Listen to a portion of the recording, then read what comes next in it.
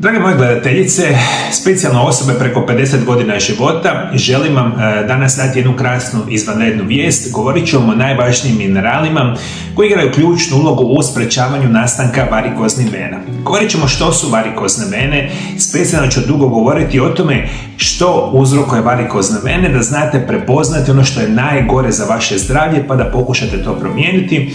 Govorit ćemo kako moderna medicina liječi varikozne vene, a specijalno ćemo govoriti o mineralima.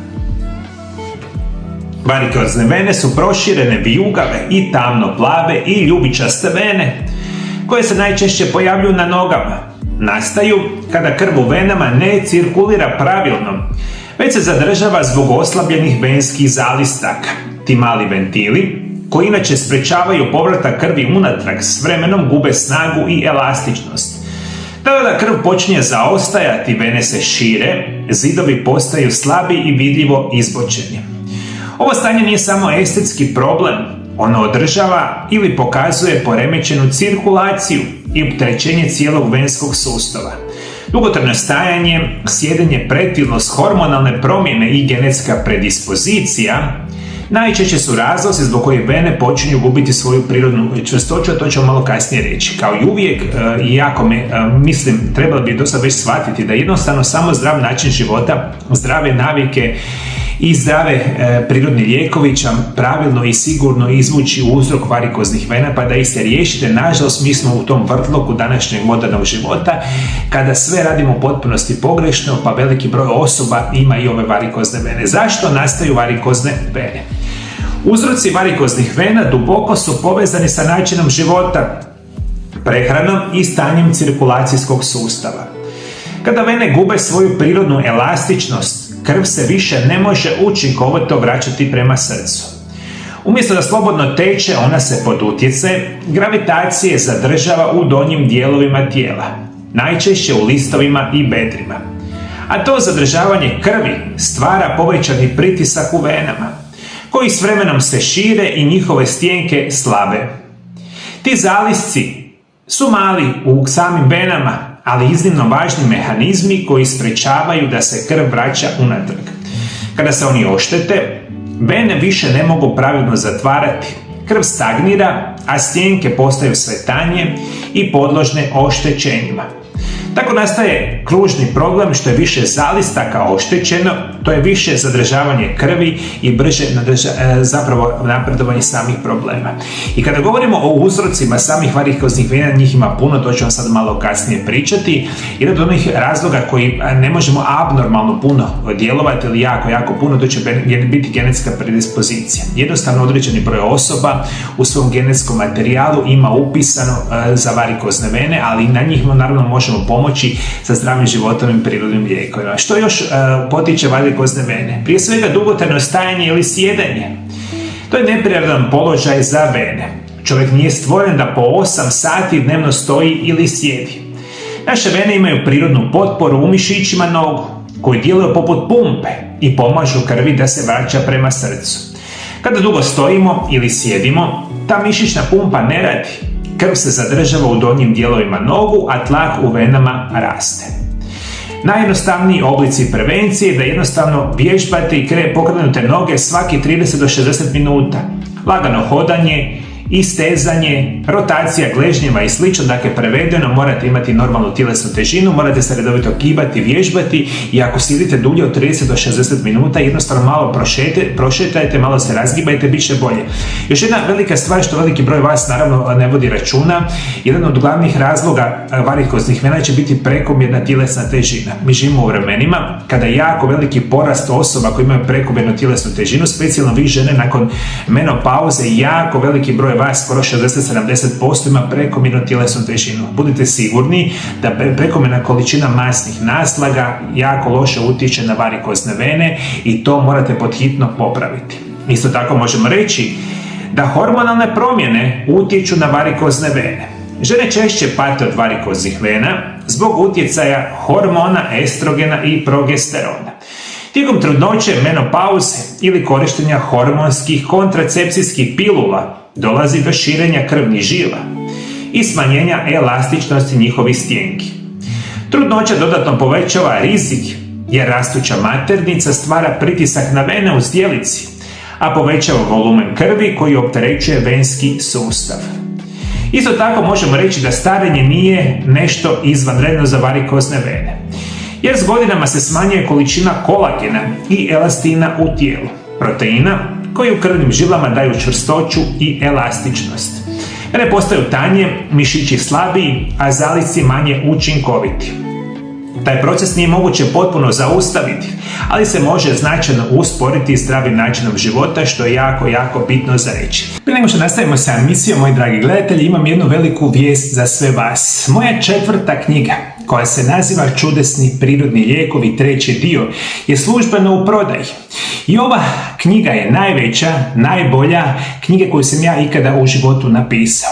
I ona je jedan nastavak mojeg serijala knjiga koji se nazivaju Isprekidani post, Tajna zdravlja i dugovječnosti. Moja druga knjiga se naziva Čudesni prirodni lijekovi, 1. dio, i naravno 3. knjiga se naziva Čudesni prirodni lijekovi, 2. dio. I ova nova knjiga, to je dio serijala moje 4 knjige, gdje ja vas učim o najboljim prirodnim lijekovima, o nutricionizmu na preko 1000 stranica, kako da spriječite, liječite najgore bolesti modernog čovjeka na potpuno prirodan i siguran način.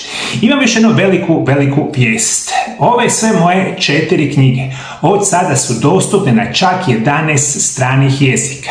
I vi danas moje knjige možete kupiti na rumunjskom, engleskom, njemačkom, talijanskom, grčkom, poljskom, bugarskom, slovačkom, turskom, francuskom i španjolskom jeziku. Sve knjige se odmah mogu kupiti na internetskoj stranici Mariolab.hr i ona kao takva je prevedena na ovih 11 stranih jezika. Samo vodite računa, na ovim prevedenim stranim jezicima knjige nisu dostupne kao tiskana knjiga, nego u formi e-knjiga. A što su e-knjige?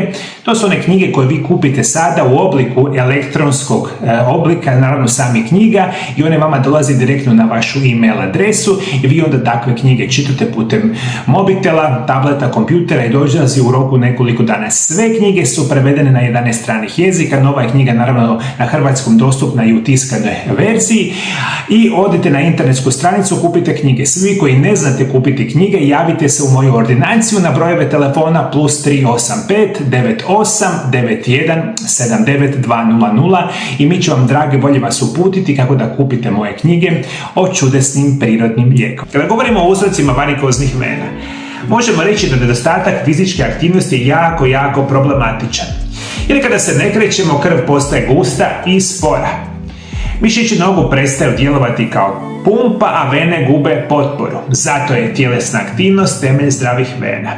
Isto tako, prehrambeni faktori su nevjerojatno bitno za reći.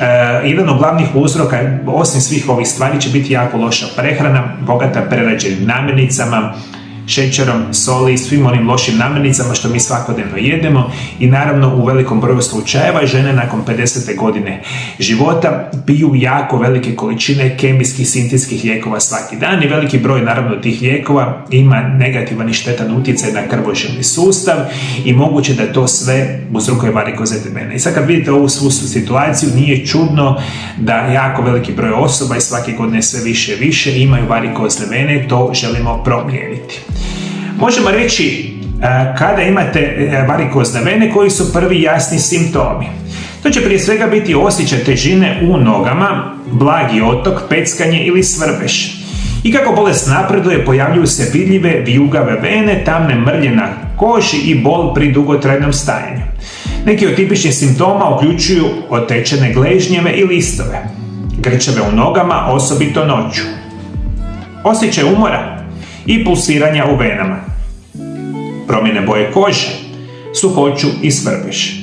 A u težim slučajevima rane koje teško zacjeljuju, i to je takva situacija kakva je. I u velikom broju slučajeva naravno ne vodimo o zdravom načinu života nikakvo razmišljanje, nemamo zdrave životne navike, ne uzimamo prirodne lijekove, mi najčešće onda vrste ovakvih problema pokušavamo liječiti simptomatski, a ne uzročno, i onda se obraćamo našim liječnicima. A kako moderna medicina liječi varikozne vene? To će prije svega biti skleroterapija, te ubrzgavanje kemijskih tvari koji zatvaraju vene. Laser i radiofrekvencija, metode kojima se vene termički uništavaju, ili kirurško uklanjanje vena u težim slučajevima. Iako ti postupci mogu privremeno smanjiti vidljivost vena, često imaju nuspojave kao što su bol, otekline, ožiljke i ponovu pojavu problema nakon nekoliko godina. Najveći nedostatak ovih pristupa je što ne rješavaju uzrok, a to su slabe stjenke krvnih žila i manjak određenih recimo minerala i ostalih situacija. Kao i uvijek rješavamo simptom što nama ništa ne znači, a uzrok bolesti bude sve gore i gore. Zato imate varikozne vene ove godine ovako, za 5 godina još gore, za 10 godina bude jako, jako loše, a ako ne vodite računa o zdravom načinu života. I što se naravno lošije, to će kasnije biti teže za liječenje. Koji su ciljani minerali koji igraju ključnu ulogu u sprečavanju varikoznih vena? Prije svega to će biti cink i bakar.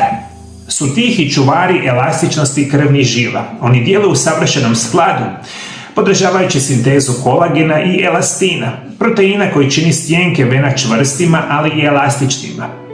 Cink sudjeluje u više od 300 enzimskih reakcija u tijelu. Neophodan je za regeneraciju stanica, jačanje vezivnog tkiva i smanjenje upala. Kod varikoznih vena cink pomaže u obnovi oštećenih krvnih žila i ubrzava cijeljenje rana koji često prate kronične venske bolesti. Preporučena dnevna doza cinka je oko 11 mg za muškarce i 8 mg za žene, a u starijoj životnoj dobi vjerojatno i više. A bakar potiče stvaranje crvenih krvnih stanica i održava elastičnost krvnih žila. Bez dovoljno bakra, vene postaju krhke, slabe i podložne upalama. On također štiti od oksidativnog stresa i pomaže tijelu da pravilno koristi željezo, što je presudno za zdravu cirkulaciju, i veliki broj vas naravno u životu nije čuo da vama za varikozno vrijeme treba cink i treba vam bakar. I za kraj emisije vam želim ostaviti naravno sa čitanjem iz Biblije. Ovo će biti jako, jako interesantno. Možemo reći da ćemo danas čitati Evanđelje po Marku 1, 29 do 31. Isus ozdravlja Petrovu punicu. Odmah kad izađe iz sinagoge, dođe s Jakovom i Ivanom u kuću Šimonovu i Andriju. Šimonova punica ležala je u groznici, te mu je odmah rekoše za nju. On pristupi k njoj, uze je za ruku i podiže. Tada je pusti groznica i ona počne posluživati. Ova scena iz Evanđelja nije samo izvještaj o fizičkom ozdravljenju. Ona govori o snazi dodira, vjeri i obnovi. Isus ne govori mnogo, on samo pristupa, dotiče i podiše. U tom načinu i činu nalazi se duboka poruka ozdravljenja. Počinje kada dopustimo da nas nešto podigne, vjera, ljubav i svjesna briga za sebe. Kao što je Isus podigao bolesnu ženu iz groznice, tako i mi možemo pomoći svome tijelu da podigne se iz iscrpljenosti i bolesti. Prirodnim putem, vjerom, pravilnom prehranom i brigom za cirkulaciju. U svakom mineralu, svakim prirodnim zapravo lijekovima postoji jedan čudestan način da poboljšava naše zdravlje. To moje govorim, okrenimo se zdravom načinu života i prirodnim lijekovima, bit će nam puno bolje. Tko god to shvati, neka čuje, neka vidi, neka radi, a svi ostali, naravno, bit će situacija kakva će biti. Moji dragi gledatelji, nadam se da sam pomogao još u današnjoj jednoj emisiji. Kao što ja pomažem vama, ajde, molim vas, vi pomozite i drugim osobama. Bilo bi lijepo da ovaj moj video zapis, mojih, ne znam, imate skoro 10.000 video zapisa, dijelite sa drugim osobama, jedno tako možete pomoći. Nažalost, ajde da vam još ovo kažem, moji dragi gledatelji, to nisam još govorio nikada ovih 7 godina. Meni je uvijek drago kada ja čujem komentare koliko puno pomažem osobama diljem svijeta preko mojih video zapisa, i to je izvanredno. Ono što nama treba, a to će biti da mi komentirate više moje video zapise, ali specijalno sa onim informacijama kako je nekakav prirodni lijek pomogao vama, ili možda vi imate kakve informacije koji prirodni lijekovi su pomogli vama. Ajde, molim vas, jer veliki broj ljudi čita te komentare, a vi realno jako malo i skoro ništa ne pišete. Ajde, molim vas, dajte si truda par minuta ispod ovog mog ili bilo kojeg drugog video zapisa, pišite što je vama uzrokovalo varikozne vene, kako ste se vi liječili, što je vama pomoglo, što je vama možda odmoklo, pa da i drugim ljudima pomognemo. Dakle, komentirajte, pišite vaše iskustva, to je puno bitnije od obične zahvale, jer to će ljudima biti bolje. I još jedna informacija što nikada nisam do sada rekao. Ajde, molim vas, dakle, to vam toplo govorim. Jako je neozbiljno od mene tražiti da vas liječim preko poruka. Vidite da sad pogledate ovaj video zapis ili bilo koje moje video zapise, ja dnevno dobivam stotine poruka gdje mi netko napiše u jednoj rečenici: Mario, ja imam varikozne vene, kako da ih izliječim. Ajde, budite, mislim, malo realni i nemojte biti naivni, to je totalno neozbiljno razmišljanje da ja sad vas liječim preko poruka ili preko 1 minute telefonskih razgovora. I to imamo u mojoj ordinaciji svaki dan. Nazovem pacijenti, imaju katastrofalne teške bolesti, ajde Mario preko telefona, najčešće u 1 minuti sa jednom tabletom izliječi sve bolesti. Molim vas, to nemojte pisati dole, jer apsolutno vam se neće odgovarati na takve upite, jer su totalno neozbiljni. Nema liječenja preko poruka i nema liječenja preko telefona u roku minutu 2 razgovora. Jer dobro, moji dragi gledatelji, to je samo za dobrobit vas da ne pišete dole, jer na takve stvari nećemo ni odgovarati. A vi komentirajte, pišite, dijelite ove video zapise, ajdemo pomoći. Ja mislim da možemo, ako hoćemo. Hvala lijepo što me pratite, Bog vas blagoslovi, Bog blagoslovi vaše obitelji, vidimo se drugi put. Lijepi pozdrav.